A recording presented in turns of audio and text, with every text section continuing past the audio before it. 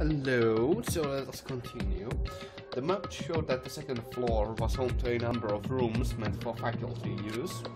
Some of the staff must have had to stay overnight from time to time. And I figured the headmaster would have some kind of private room there. I assumed that if that were true, that room would likely hold more clues. So I went to check. Correct. And that's when I finally remembered. I remembered that my purpose was to find the owner of that room. So you went there to see if the headmaster really did have a private room there. However... But once I got there, I noticed that the second floor of the dorms didn't have any cameras or monitors. So what was it like, that part of school, I mean? It's hard to describe. All I can say is... The moment I saw it, I realized. Whatever's going on in this school is more horrific than we ever imagined. What do you mean? So... I can't explain it. You need to see it for yourself. And then sure you'll get your chance soon enough. It sounds like it must be important. And really ominous. I'd better talk to Kyoko. Well, okay, fine. However... Of course, once I got to the second floor of the dorms, there were no cameras and no monitors. Which is why I had no idea what was going on in the rest of the building. It has to do with Mukuro Ikusawa, doesn't it? However... Just to be perfectly clear, I didn't kill her. And I know it wasn't you either. I know you're right, but that just means everyone but you and me had an alibi. So then who did kill her? Anyway... What I can say for sure is that the mastermind is directly involved. To begin with, the point of the class trial of Mukuro Ikusawa was to get me killed. Get you killed? Indeed. I was told that Kian disappeared, and in retaliation, they wanted to draw me out and eliminate me. Correct. That was the point of the class trial. It was? The mastermind knew that they couldn't interfere directly. You mean because of the school regulations? That's right. Exactly. With minimal restrictions, you're free to explore Hope's Peak Academy at your discretion. In other words... The mastermind is adamant about following the rules, and with that rule in place, they couldn't step in. Since they couldn't kill me themselves, they tried to use the class trial to do it. The mastermind couldn't step in because of the rules. That makes it sound like the mastermind themselves is somehow bound by the school regulations. Hey. There's one other thing I'd like to point out about the murder of Mukuro Ikusawa. What's that? There was a point where Mukuro may not have become the victim. It could have been you, Makoto. I could have become the victim? Indeed. You know what I'm talking about, right? You mean that during the night? I can hear them, you know. The footsteps of the God of Death. What? I can hear the God of Death as he moves. That ability naturally draws me into cases just like this. Anyway... Which is exactly what happened with you. I was in the dorms and had a sudden sense of dread. I looked down the stairwell and I saw a white shadow cross the corridor. I gave chase right away. As I followed it, I saw the shadow go into your room. Correct. I ran into your room and I saw what was happening. I intervened immediately, of course. However... That wasn't the end of things, of course. I stopped them, but that led to... Whoever that assailant was, they ended up dead. Correct. And their murder was disguised. The dojo key wound up in my room. It all has to be the work of the mastermind in an attempt to use the class trial to eliminate them. So all this would mean that whoever killed Mukuro is also the mastermind, right? Indeed. I don't have conclusive evidence, but that's what I think. But that's really bad if true. It means the mastermind can kill whoever they want if they feel like it. Wait, but doesn't that create another contradiction? The mastermind wanted to use the class trial to try and kill you because they couldn't interfere, right? Correct. You're right, that is a contradiction. And it's not just Mukuro. They needed the class trial to kill me, but seemed ready to kill you in your room. Everything they did is a contradiction. So what does it all mean? In other words, It means that the mastermind is the one who's been cornered.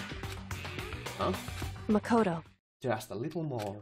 A little more and I should be able to figure out the mastermind's identity. The identity of the other ultimate despair. The other ultimate despair? There's no doubt that Mukuro was the ultimate despair and that she's dead. But I don't think the ultimate despair is just one person. It's not. Indeed. If you think about it, the ultimate despair seems to implicate whoever caused that event. We're talking about That's right. what happened a year ago. The biggest, most awful, most tragic event in human history. The tragedy. Whoever's responsible for that, they are the ultimate despair. It would seem... That despicable group whose only purpose and motivation comes from despair. Then they Indeed. are, make no mistake, they are the root of all the evil that has forced us to go through this. That is the ultimate despair. And that is our real enemy. And so we begin chapter 6.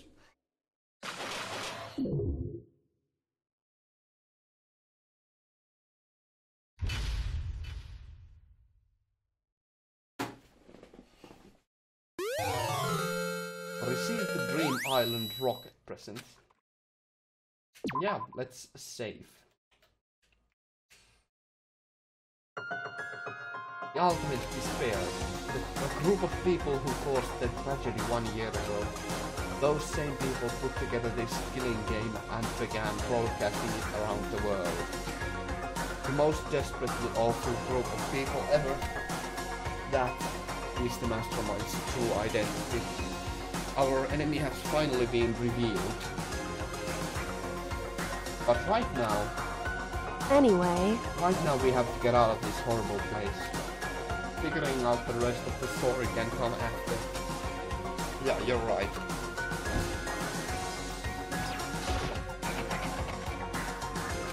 It's locked, but we have a way to open this door.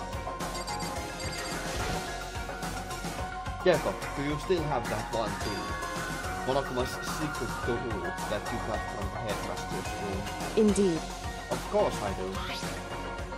It's an absolute vital part of ensnaring the mastermind. I would never part with it. And it can open any door in school, right? That's right. Then we should be able to use it on that door, right? Hey Kyoko, we can use the key of yours to open this door, right? It's true. Let's find out. Kyoko took out the key with Monokuma's design on it and slid it into the keyhole. And then... Yes, it opened. Indeed. And now we can get out of here. Let's go. Sounds good. We quickly opened the door and made our escape from the garbage pit. Finally. We were finally free. But there wasn't even time to take a breath of relief. Because the real fight had just begun. Ultimate pain, ultimate suffering, ultimate despair, ultimate execution, ultimate death. I wonder if this is the final chapter. I really do wonder if this is it. The game has been going on for quite a while. This is like the 61st episode, so it's a long game, that's for sure. So you get a lot of value for the money. After leaving the garbage pit, we found ourselves in a tunnel extending straight up like a chimney. There was a metal ladder leading up into the tunnel. We started climbing the ladder, intent on reaching the surface. The ladder was impossibly long. I couldn't even see where it ended. We climbed into the darkness. The passage was so dark and cramped, I couldn't even see my own feet beneath me. I had no idea we were so far down. Hey, Don't lose your footing. If you slip, I won't be able to I catch you. Yeah, I'll be careful. And not that you said it, I'm getting kind of nervous. Maybe talking will help keep my mind off it. So Kyoko, there's something I want to ask you. You said that you're the ultimate detective, right? So, how long have you been doing detective work? How long? so... Ever since I remember. I come from a long line of detectives. Detective work is in my blood. There was a time when being a detective was considered a sacred duty. My family's always seen it that way. Then, is your family famous? Wrong. Quite the opposite, actually. Even among actual detectives, many people haven't heard of us. Huh? But how come? It's like your family tradition, right? So... Right. Because we take pride in it. Right? Indeed. A detective is neither light nor shadow. We represent neither justice nor evil. That is how we can uncover the absolute truth. We stand neutral in all things. And to do that, we have to stand separate from the rest of society. Which is why we've made a conscious effort to conceal our existence. A conscious effort? It's true. It's kind of old-fashioned, and I can't say it's entirely rational, but it's our family creed, and we must do what we must to protect it. Because, like I said, it's our source of pride. So that explains. Huh. Before I came here, when I was looking up info about that poor grammar. When I was looking up information about the school online. However... Goodness sake. When I was looking up information about the school online, I never saw anything about her. Because she hid herself on purpose to protect the pride of her family. And yet, I gave up some of that pride. Huh? In order to enter Hope's Peak, I had to reveal myself to the school. I did it knowing it was never something a true Kirigiri detective would never do. But the reason you gave up that pride, the reason you would go so far to enter Hope's Peak, it was because that's how much you wanted to reconnect with your dad, right? There's no shame in that. What? Reconnect? I had absolutely no desire to reconnect with my father. Huh? But you'd be reuniting after all those years, right? You would have had so much to talk about. Wrong. There's nothing I want to talk to my father about. However... There's something I want to say to him, though. What? No matter what it takes, I have to find him and tell him, face to face. What is it? So... I want to sever all ties with him. Sever? The last time I saw him, I was still very young. So I don't remember myself, but apparently he was extremely intelligent. He was in line to become the next head of the Kirigiri family. He was talented, he had a promising future. However... But he had no interest in detective work. So he cut himself off from the family. Not long after that, my mother died, and he simply ran away. He went to my grandfather and they had a huge argument. And young as I was, he left me behind. I'm sure there was a reason for that. I'm sure your dad wanted to take you with him. Right. If that's true, then I need to thank him. Thank him for leaving me. Because unlike him, I take pride in the work I do. I take pride in my family name. So every last part of me is happy he didn't take me with him. If I'd gone with him, I would have never had the chance to become a detective. I was above Kyoko on the ladder, so I wasn't able to see her expression. So I couldn't tell. I couldn't see how she looked when she said that, what she might have been feeling. All I could tell was that compared to her usual self, she was more talkative and more emotional. I don't blame him, you know. He had his own life to live. That's what anyone in my position might say, right? But it's not true. However... But there's one thing I can never forgive. Really. So... The way everyone else looked at me. I was never sad about being left behind. Like I said, I think it was a good thing. However... But when the rest of my family looked at me, they saw something different. They only saw me as the little girl that was abandoned by her father. That's how they see me even to this day. His shadow has been following me my entire life. I'm sick of it. I need him out of my life. I need to step out of his shadow. Correct.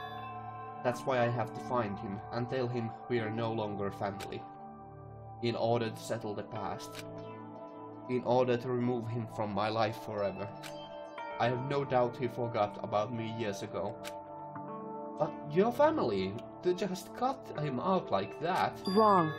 Our only connection is through blood, nothing more. Are we connected by heart and soul? No. Hey. Is blood really enough to call someone family?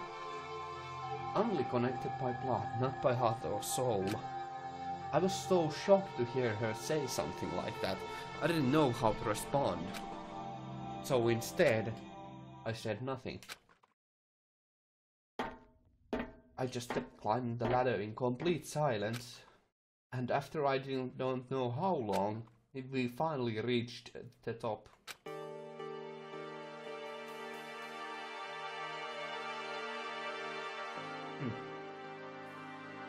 It looks like this is it. Indeed. On the other side of this door, Hope's Peak is waiting for us. We are back. That's right. Remember that hatch on the ground near the trash room? I'm fairly certain that's where we'll come out.